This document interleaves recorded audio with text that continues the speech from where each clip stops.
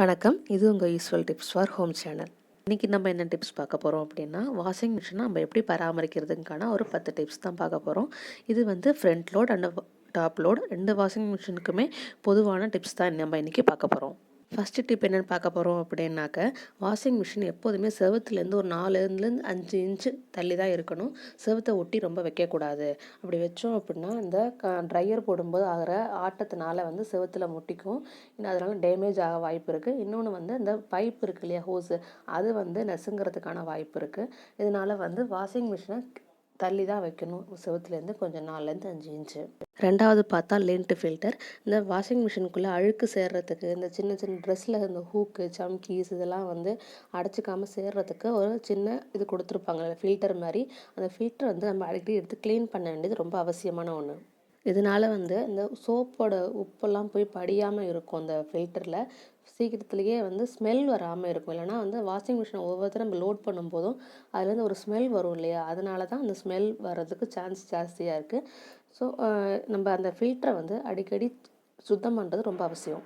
மூணாவது விஷயம் ஓவர்லோடு. இந்த ஓவர்லோடு துணி போடுறது வந்து நம்ம மிஷினோட லைஃப்பை வந்து குறைக்குது அப்படின்னு சொல்கிறாங்க. ஸோ நம்ம என்ன பண்ணலாம் அப்படின்னா, ஒரு வாரத்துக்கு ஒரு நம்ம துணி போடுறோம் அப்படின்னாக்க அதை 2 தடவையாக துணியை போட்டு துவைச்சி எடுத்துக்கிட்டோம் அப்படின்னாக்க நம்மளுக்கு அது ஈஸியாகவும் இருக்கும், மிஷினும் சீக்கிரத்தில் கெட்டு போகாமல் இருக்கும். அது மாதிரி ஓவர்லோடு போடும்போது துணிகளில் அழுக்கும் சரி வர போகாது. அது மாதிரி துவைச்ச துணிகளையும் ரொம்ப நேரமாக மிஷினுக்குள்ளேயே போட்டு வைக்காமல் சீக்கிரமே எடுத்து உலர்த்திடணும். அப்போ தான் துணிலேயும் ஸ்மெல் இருக்காது, அந்த ட்ரம்லேயும் ஸ்மெல் இல்லாமல் இருக்கும். நெக்ஸ்ட்டு பார்த்தோம் அப்படின்னா, வாஷிங் மிஷின் ஹோஸ் சேஞ்ச் பண்ணுறது. 2-3 இயர்ஸ் ஒன்ஸ் அந்த ஹோஸ் சேஞ்ச் பண்ணுறது நல்ல விஷயம். ஏன்னா அதில் வந்து அந்த உப்பு படிஞ்சிருக்கும், சோப்பு படிஞ்சிருக்கும், அழுக்கு படிஞ்சிருக்கும். இதனால் வந்து ஒரு ஸ்மெல் வந்து ஃபார்ம் ஆகிட்டு அது வந்து நம்ம மிஷினுக்குள்ளேயே தண்ணியை ஊற்றும், ஸ்மெல்லோடு தண்ணியை ஊற்றும். ஸோ நம்ம என்ன தான் வாசனையான சோப் போட்டாலும் அதோட எஃபெக்ட் கிடைக்கணும் அப்படின்னா இந்த ஹோஸை சேஞ்ச் பண்ணுறது நல்லது. நெக்ஸ்ட் டிப் என்னென்னு பார்த்தா, துணியெல்லாம் துவைச்சி முடிச்சதுக்கப்புறம் துணியை வெளியில் எடுத்துகிட்டு ஒரு காஞ்ச துணியை எடுத்து உள்ள ட்ரம், அப்புறம் அந்த வாஷர், கதவோட வாஷர், அந்த கிளாஸு, இது எல்லாத்தையுமே நம்ம நல்லா தொடச்சி விட்டுறணும்.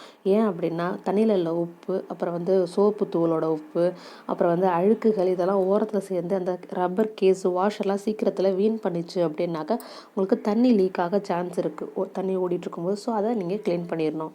அதில் அழுக்குகள் படிஞ்சால் கூட உங்களுக்கு வந்து ஸ்மெல் வரதுக்கான சான்சஸ் இருக்குது. நெக்ஸ்ட்டு பார்த்தோம் அப்படின்னா, ஆப்ஷனை சூஸ் பண்ணுறது. நம்ம போடுற துணிக்கு ஏற்ற கரெக்டான ஆப்ஷனை சூஸ் பண்ணோம் அப்படின்னா சீக்கிரமே மிஷின் வீணாக போகாமல் இருக்கும். நம்ம போர்வையை போட்டுட்டு சாதாரண துணிக்குள்ள ஆப்ஷனை போட்டோம் அப்படின்னாக்க அது போர்வையோட வெயிட் தாங்காமல் அதுக்கு ஏற்ற மாதிரி இழுக்கிறதுக்கு சிரமப்பட்டு அந்த மோட்ரு சீக்கிரத்தில் வீணாக போக சான்ஸ் இருக்குது.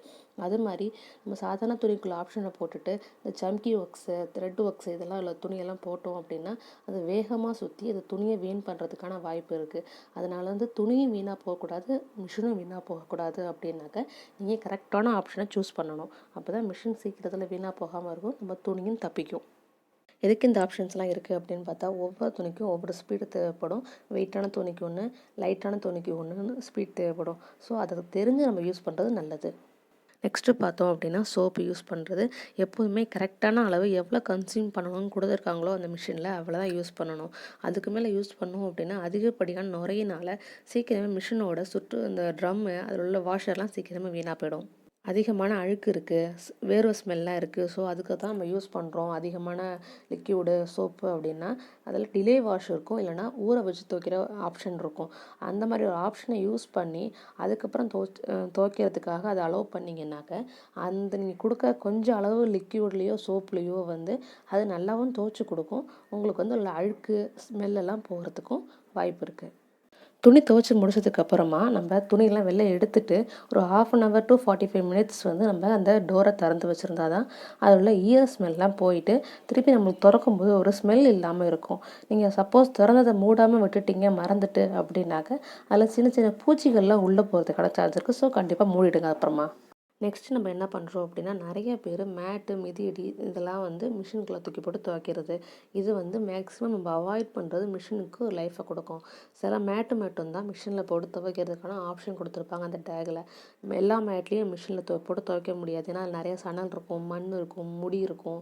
அப்புறம் வந்து இந்த துணியோட எட்ஜஸ்லாம் வந்து பிஞ்சு பிஞ்சு வந்துட்டு இருக்கும். ஸோ இந்த லோக்கல் மேட்ஸ் எல்லாம் அதெல்லாம் போட்டோம் அப்படின்னா மிஷினுக்குள்ளே போய் அதிகப்படி அழுக்கு சேர்ந்து சீக்கிரமே மிஷின் வந்து ஸ்டக் ஆகி லைஃப் குறையறதுக்கான வாய்ப்பு இருக்குது. நெக்ஸ்ட்டு பார்த்தோம் அப்படின்னா மிஷின் மேலே அதிகப்படியான வெயிட்டை வைக்க வேண்டாம் எப்போதுமே. ஏன்னா இப்போ வந்து ஃப்ரண்ட் லோட் வந்ததுக்கப்புறம் மேலே நமக்கு ஃப்ரீ ஆகிடுச்சு.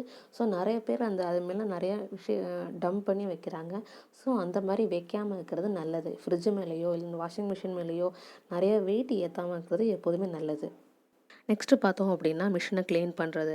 அது வந்து தானாகவே டப் க்ளீன் அப்படிங்கிற ஒரு ஆப்ஷனை வந்து நம்மளுக்கு காட்டுற வரைக்கும் வெயிட் பண்ணாமல் நம்மளே மந்த்லி ஒன்ஸ் இந்த மாதிரி க்ளீன் பண்ணணும் அப்படின்னு நம்ம அசைன் பண்ணிக்கிட்டு க்ளீன் பண்ணோம் அப்படின்னா நிறைய அழுக்குகள் சேராது. நிறைய வாஷிங் மிஷின் கம்பெனியில் வந்து அவங்களே வந்து ஒரு பவுட்ரு வந்து கொடுக்குறாங்க. அந்த பவுட்ரு வந்து நம்ம போடுறதா இருந்தாலும் போடலாம் தாராளமாக.